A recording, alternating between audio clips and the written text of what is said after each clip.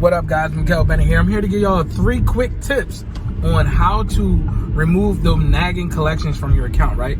I had a bunch of people reach out to me and say that they had collections on their account, but they were able to get some of them removed from some bureaus, but not the other bureaus. So let me tell you what you need to do. What you need to do is, number 1, update your addresses. Remove all of the old addresses. Whatever addresses that are on your report that you don't live at, have them gone. The second thing that you want to do is you want to freeze all of the secondary bureaus that you can. CoreLogic, LexisNexis, because these secondary bureaus house our information, and that's how the credit bureaus are verifying it, right? The next thing that you want to do, like let's say you got it knocked off for TransUnion but not Experian, right?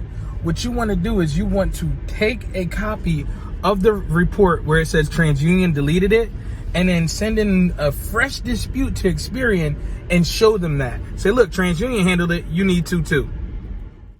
If you're watching this right now and you're like, I'm getting a ton of value, but I want the full game, I want the full breakdown on how to start repairing my credit, rebuilding my credit, and getting approvals, well, then you need to click the link in my bio and get access to my free credit class. I'm going to show you exactly how to repair your credit yourself, how to rebuild it, and how to structure your report to start getting approvals. The class is completely free, and I'm only going to be doing it for a limited time. So make sure you go click the link in my bio right now and get access to this free class.